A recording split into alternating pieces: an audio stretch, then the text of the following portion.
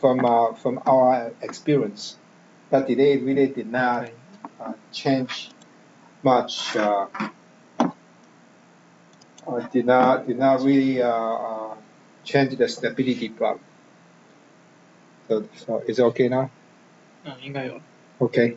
All right. So this is just a graphic to show you how to implement a TMD, a passive system, become active. So from a passive system, now what we did is we just implement this part by that computer, an actuator, and sensor. So this sensor, computer, actuator is the one to replace this part. To replace this part. All right. Any questions? So far, so good, right? Okay. Let's go on. Now look at the accelerations. We have a displacement, we have accelerations, and I'm not talking about velocities, because when you have velocities, you don't have to do dynamics. It's just direct feedback. That's good enough. But if you don't have the velocity measurement, that's all you can do. All right. If you look at this again, this is the one I added. Look at this again. This is the same slides as I showed you just earlier. These slides here, I move this to this part. And if you look carefully, now again we need displacement and velocity measurement for this. Now I'm going to show you one way to do it. Say this displacement and velocity measurement can be replaced by the acceleration measurement. I'm going to tell you how to do it. All right. So this figures this passive system. This passive system, if you want to implement it in terms of an active feedback system, then what we can do is instead of displacement and velocity measurement, then in these slides I will show you that become the active, become acceleration, the feedback. If you look at carefully from here, this is really just the minus MC WC double dot. If you look at carefully, this one here, this is U, that U, and this is minus U. This is force and reaction force, and that is nothing but MC W double dot. That's a Newton law, right? And so this with WC and dot and W dot, and WC and W can be replaced by this minus MC WC double dot. The same thing in the virtual system here. The MC WC double dot equal to MC W double dot plus WC W prime C double dot. There's a prime here. This prime here. This WC prime is our relative displacement. That means the WC is the absolute displacement minus this W. That's absolute displacement. That becomes a relative displacement. That means when you somebody stand on this mass M to look at the displacement of MC, that's M, that's a W prime C. Understand? What is mass WC double prime and then equal to the W from loss WC. With this one? That force. That one? Under the force. Under force, this one? The second equation. Okay. This U is equal to minus that minus U, right? All right. If this minus U equal to MC double dot, and so that's MC double dot here. But this U also come from two different places. One is from K. No, I'm sorry. Also from this one here. This force, you can also compute it from this force. This force means zeta C, WC dot minus W plus KC WC minus W. If you look at this, so this also provides a force. And this force has to be balanced to that force. So that's what happens.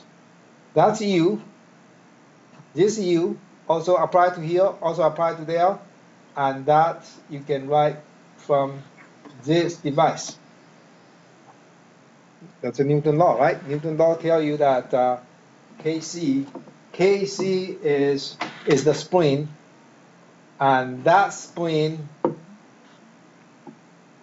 parenthesis Wc minus W, Wc minus W, that's the displacement of this Kc. And this zeta C is the same thing, that's Wc dot minus W dot, whatever that. So that provides you the force. So you have two different forces. One is from that spot, one is from Kc. And those are the relative displacement between this and that, between this MC and that M. Right? They are relative displacement. If they are relative displacement, will cause if they don't have relative displacement, if they are relative displacement, the same displacement, that means you don't have any forces. Right? If they have a relative displacement, meaning that Kc will have some relative Kc multiplied relative displacement that gives you a spring force. We assume, of course, that the WC and MC, when they don't have relative displacement, means that they are the original length for the K. Okay. So that's what we have. So that's will be equal to minus MC WC double dot and so on, and that is, I write it in terms of, so these two terms with W dot and W I can write in terms of only WC double dot. That's what I want. Because I don't want to have two measurements. I want to have only one. Can I replace the two measurements by only one measurement? That's the purpose I want it to be. Any questions? So yeah, why will WC double dot be equal to W double dot? Okay. This one provide a force there. MC WC double dot provide a force. That's the Newton law, F equal to MC WC double dot, right? And that force also come from these two, and those two forces has to be balanced.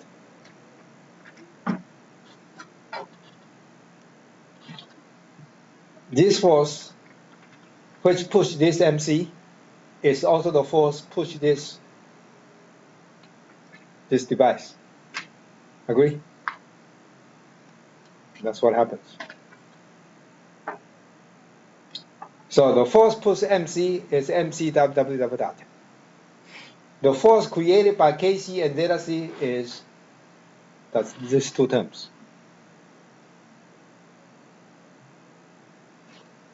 All right. So mathematically, then that will add up. W double dot plus WC prime can be add up. All right. Yes, a little bit confusing there, right? Okay. Because that one is acceleration, the other one is displacement. Yeah. Well, I don't blame you that it's confusing when you use Newton law. So the easiest way is you go to Lagrangian. It's much easier then, so you don't have to worry about the force. Is it new one? Okay. There's a force equal to MA, right? That's a Newton law. Now this force equal to MC WC double dot. Agree? That's Newton's law, right? Okay, however, this force, which push MCWC, is also come from zeta C W dot C dot minus W dot plus K C WC minus W. Agree? This is spring force.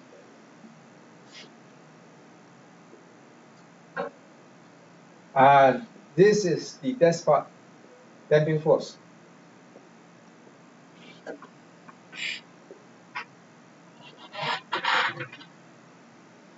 But there's a negative sign here because if this is positive sign, this must be negative.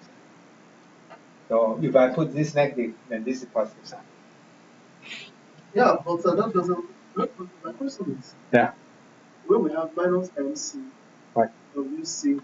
Yeah. So that if I so call this is minus AF, this is like that, and this becomes F like that. So this force has to be counterbalanced.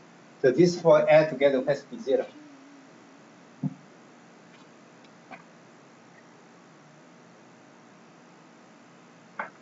Now force push to one side and another force push to another side.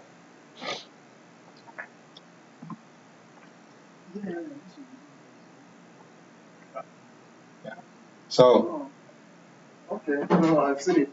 I think maybe it's the typographical error. Wait. Here we have minus MC. Right. W double dot plus WC prime. Oh, that's double dot. Yeah, that's double dot. Yeah. Sorry about that. Yeah. Well, I misunderstood. Yeah, that's WC double dot.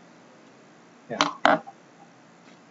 So that WC double dot, that's the because I define a WC here, prime here is WC minus W. Okay. So that's the reason why I want to do this. I want to show that if you have acceleration feedback, then you supposed to use the radiative displacement rather than absolute displacement. The radiative displacement is this. This radiative displacement will replace the absolute displacement in the virtual system. And then if you look carefully here, I can write this equation become MCWC double dot prime plus zeta CWC dot prime plus KCWC prime equal to minus MCW double dot. And this is from measurement. So instead of two measurement that would require W or W dot, you can use only one measurement. That's acceleration measurement. This is the purpose. So this is the acceleration measurement we have. The closed loop system for this tool become that. So the coupling now is in mass matrix rather than in K matrix anymore. No, there's no coupling in K matrix. There's no coupling in zeta matrix. But the coupling in mass matrix, it makes sense because the acceleration always related, associated with the mass. Agree? Accelerations always associate with the mass.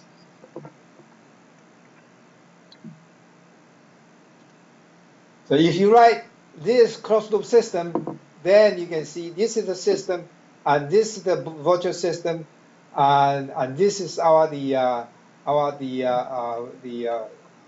call passive system, and their closed loop system becomes that. This is the same like your homework 5A, right? I say, okay, if I have the coupling for the damping, and I have coupling for the stiffness, if I have that, I can, in some cases, I can write to become the coupling in a mass matrix. But only in some cases. That's the case I show you in that 5A. They need some special form. that means they need to do like this.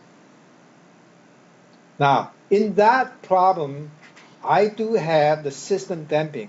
This one doesn't have a system damping. In the homework 5A, I also provide the system damping. 101 is supposed to have a system damping. Okay, if you look at 5A, then you will see the differences. Only differences is in that 5A, there's a zeta in this damping matrix here. The zeta. How come my arrow? They have zeta here. Agree? In 5A, but this one doesn't.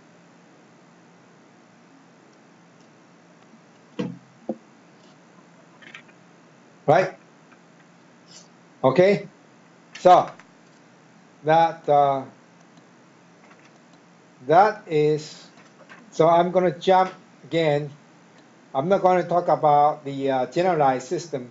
That means from 1 degree freedom become multiple degree freedoms. This is become matrix. This is scalar, and this is just generalized dynamics and so on. I'm not going to talk about that, and I let you read it. You know, whenever you have a chance to read it, and this is all coupling through the mass matrix. And I'm not going to talk about that because I'm going to jump here to the final one. This is the same thing, and I give you 3 kind of arrow, the line there, so that when you receive, your sensor receive the accelerations, then give the computer to integrate this. I call virtual radiative displacement. Again, this is virtual radiative displacement. This is not real radiative displacement. This is because this is the quantity created by the computer. All right. And then after well, for this one, it's much easier because as soon as you get a W double dot, you will get WC double dot prime right away. You don't even have to integrate right away because you already got W prime here and W prime here. So in terms of these implementations, you really don't have time delay at all because you got this one. If you don't say time delay, that's because you don't have the integrate. You just compute that W double dot prime C from this equation without integrate yet. Then you got this to add there. The time delay is minimum. However, you still need to integrate because for next step, you need a last step WC dot prime and next step W prime C. Agree? And that is mimic to this system. Again, the system here, the test part is on the left hand side, not on the right hand side. This part doesn't touch the ground, just like a displacement feedback. So acceleration feedback is like this. Their TMD will be like this. The test part will be on the left hand side. And for the displacement feedback, the test part will be on the right hand side and touch to the ground. This one doesn't touch the ground. But that ground is a virtual ground. It's not real ground. It's I got computer ground. All right. So it doesn't matter.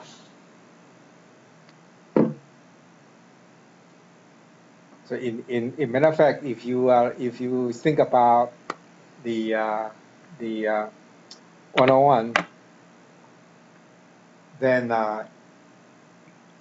you don't really have a, well, if you wanna implement it, the 101, those TMD, you wanna implement it, you are supposed to use acceleration measurement, not displacement measurement, and which is good because acceleration measurement is much easier than displacement measurement, particularly for 101.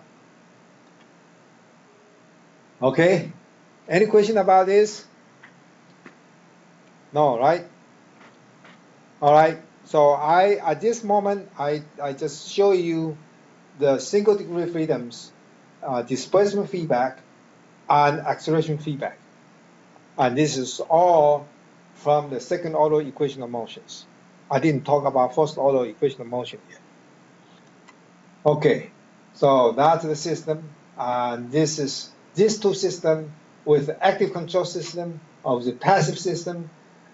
Their performance are identical if their Kc and delta C are identical for these two. Supposedly, in theory at least. All right. So conclusion here, the second order dynamics controller design, the one I just showed you, they are model independent. What we mean model independent means the computer quantity MC, zeta C, Kc, those quantity, they don't depend on your physical M. They don't depend on your physical the K. The model independent here just say the stability is model independent. So this model independent in stability. It's a robust instability means doesn't matter what kind of system you have. Just like a passive system. If we have a passive system, if we write this simple form, this is my mass. All right, and this is my MC, and this is my Kc, this is my zeta C. So that means robust instability to system uncertainty. This is my K. All right. Now assume MC larger than 0, Kc larger than 0, and then delta C larger than 0. Okay. Now this is system. This is the system. Then K all larger than 0, M larger than 0. Robust instability to system uncertainty means we may not know K and M very well. For example, like 101, the M can be changing. This M and K system uncertainty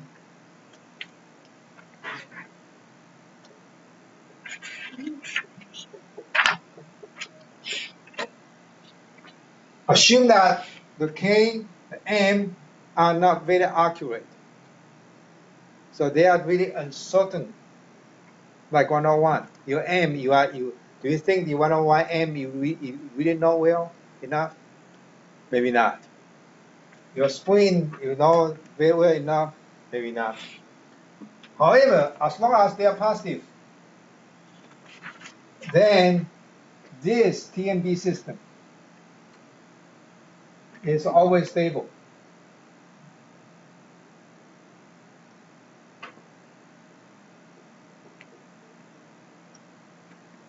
For the whole system, is always stable. Agree?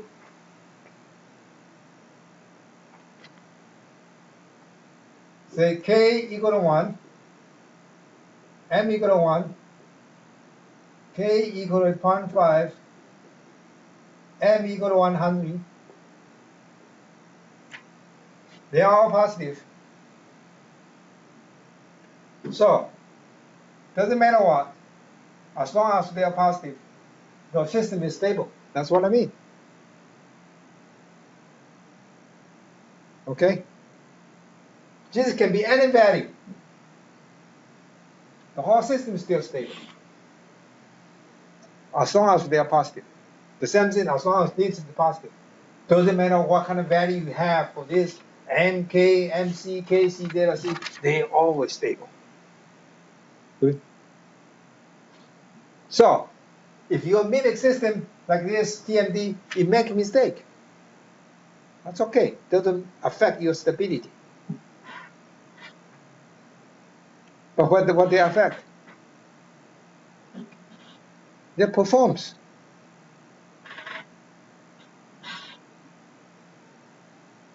Agree? Your performance may not be good. Your cross loop feedback performance may not be good, but your stability is still there. That's what we call robust instability. I say, we didn't say robust in performance, I just say in robust in stability.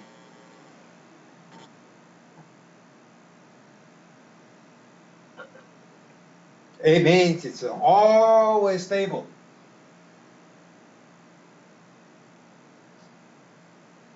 So any one of you may have your own choice of this. And I guarantee you, all choices are stable system.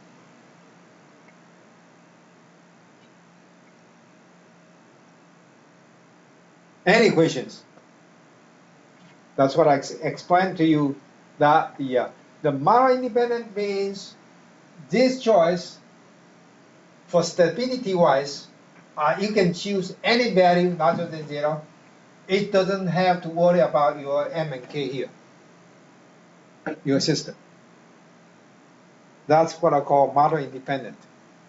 For stability wise, as long as this is larger than 0, it's always stable. However, for performance, then you have to look at your K and M. Why? Because for your performance, you want to say, okay, for 101, I want to damp out certain frequencies. That frequencies will be square root of K over M. Then you have to look at your system frequencies, right? And then you have to design your frequency to oscillate with your system frequencies, so your performance is good. Agree? Any questions? If you design a system like here, which doesn't oscillate your system frequencies, you know that your performance won't be too good.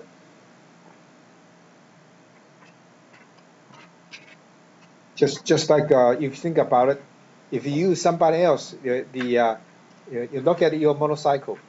Your motorcycle has a despot. You cannot replace your despot by just randomly choose any despot from in the market, right? You have to look at your model. Although you can, in theory, you can use any despot you want. It's still stable, but the performance may not be good. Understand? That's the key. All right, that's what he means, this. So the design, this is, I'll show you the real example for that. This design can use displacement or acceleration feedback to augment damping. We call it damping. The key word is that this is to augment damping only. Important practical issues. The analog or digital implementation, the time delay may be some other problem. Collocation measurement. In this all design, you require collocated measurement and actuator. Collocated measurement actuator means your actuator and your sensor should be on the same locations.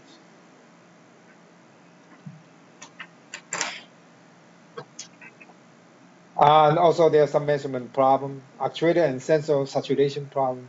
They do have a practical problem. All right, I'm going to quickly show you the some of the we did in NASA there in late 80s or early 90s.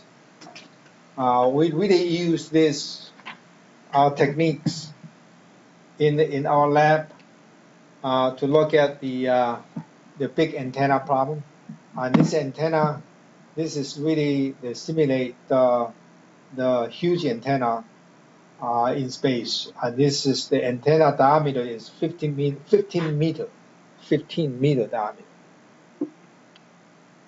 And so, because we did not know the system itself very well. Plus, the system is very flexible. There are many modes, the flexible modes in these structures.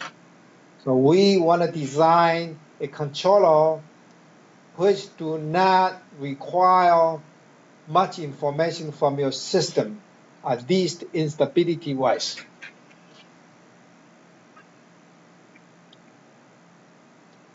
And this active AVA is a good candidate for that.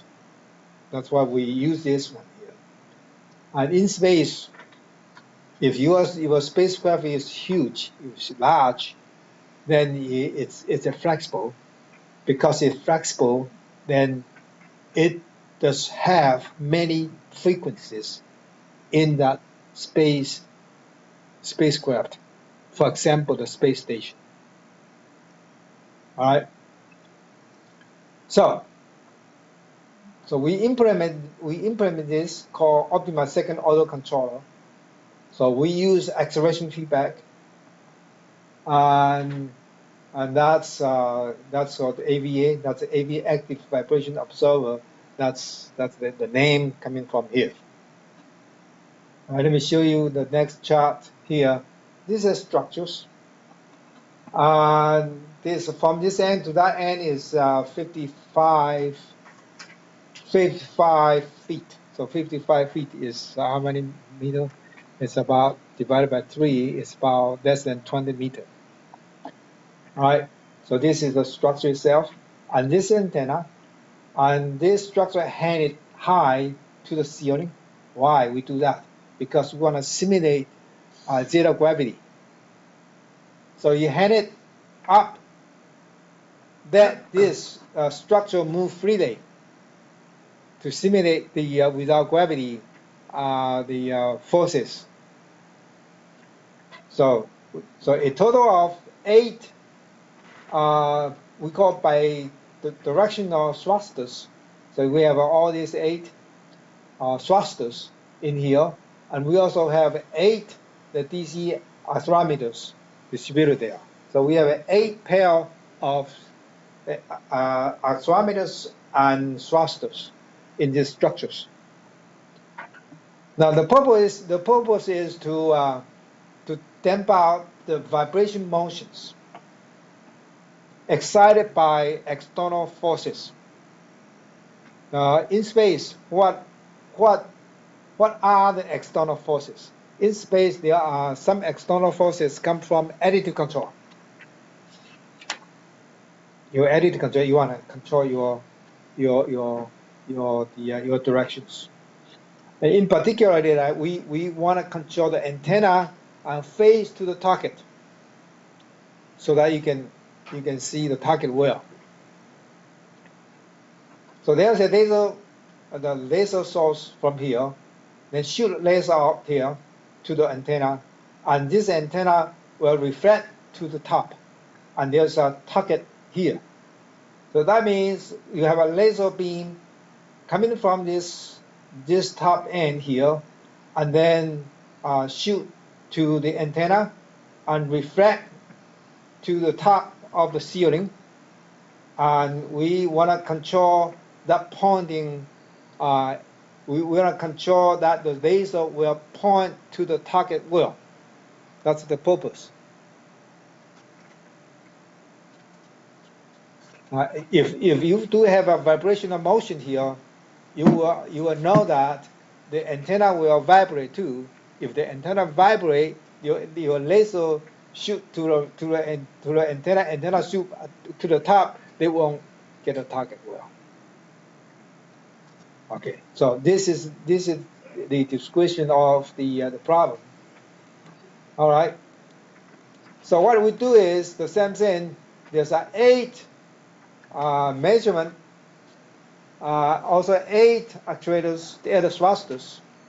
So each pair, thrusters and sensors, think about that, each pair of thrusters and sensors, we implement it in terms of just like a despot and spring.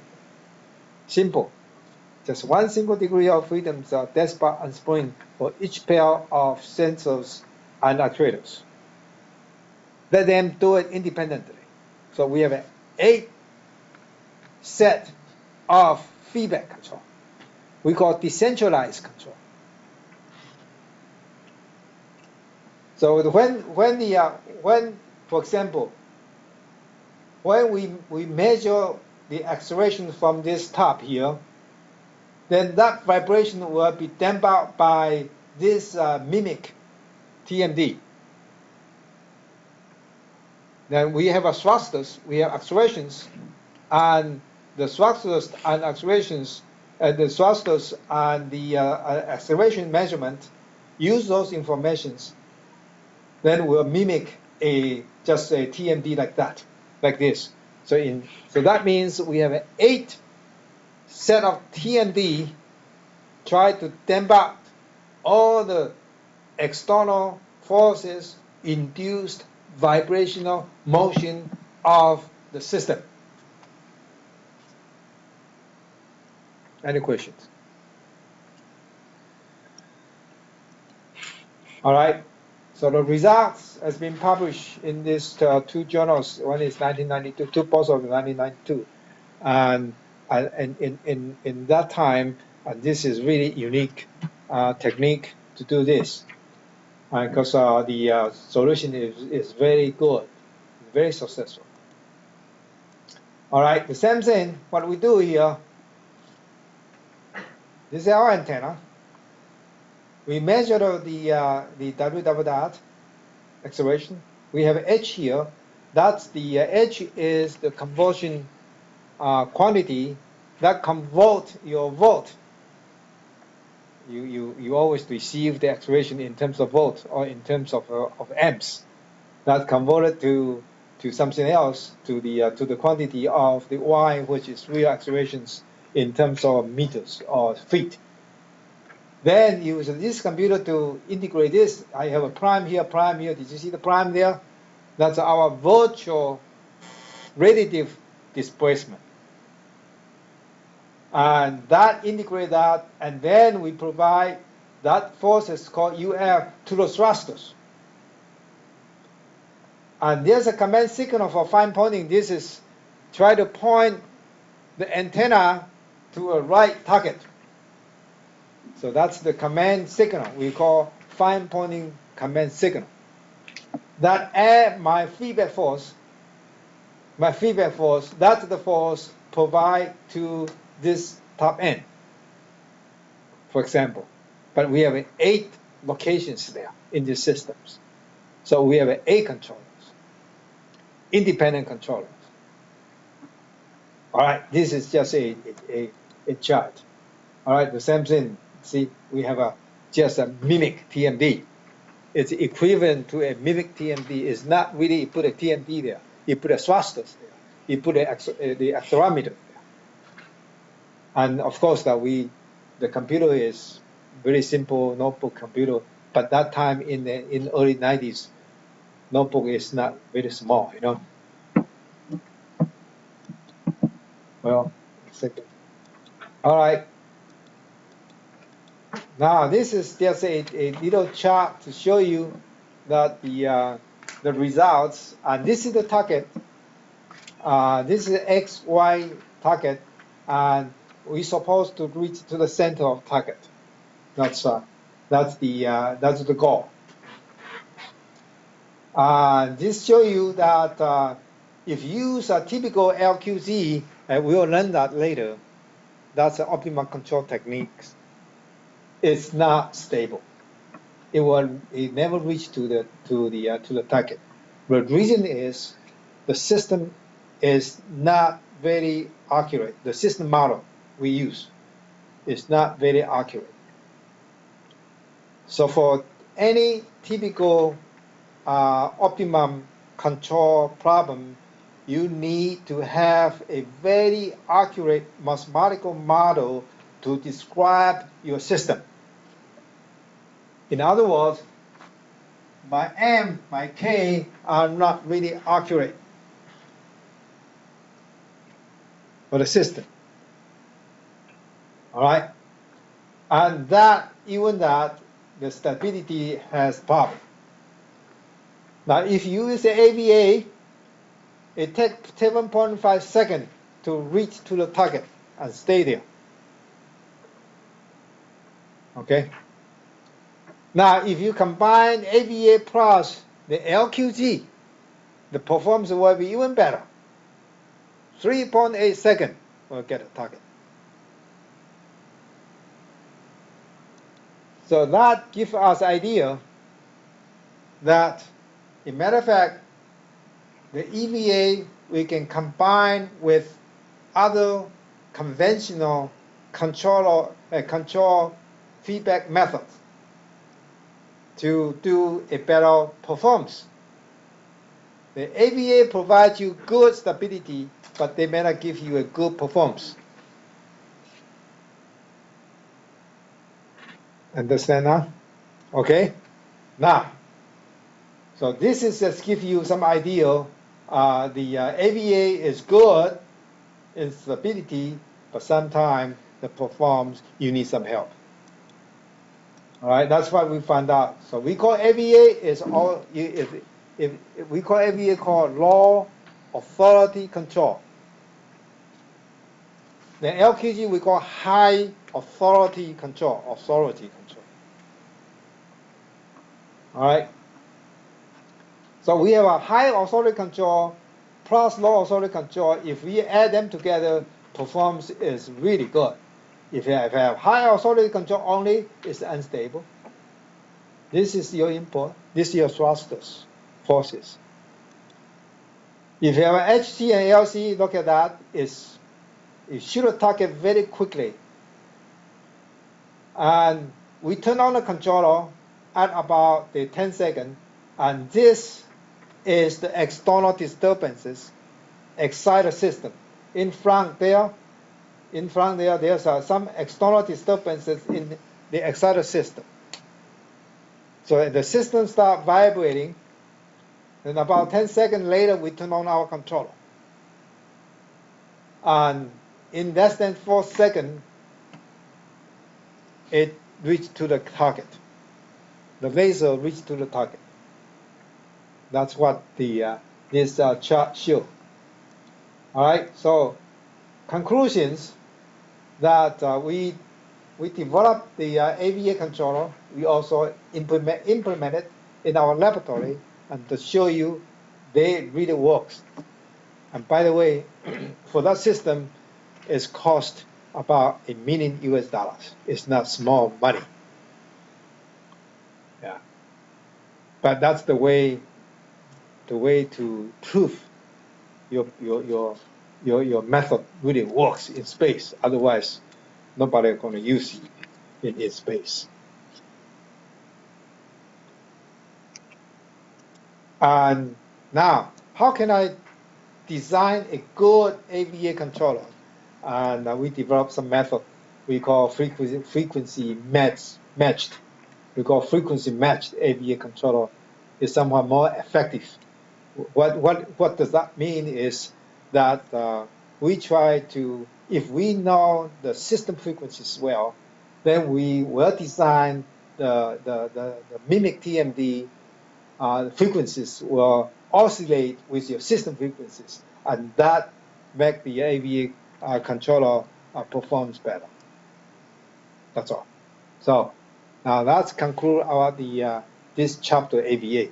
So from next hour, I'm going to talk about a different subject. Now from this second controller, from this second differential equations, second order differential equation, we'll convert it to the first order differential equation. So from next hour, we will start talking about the first order differential equation rather than second order differential equations. Okay, so we take 10 minutes off.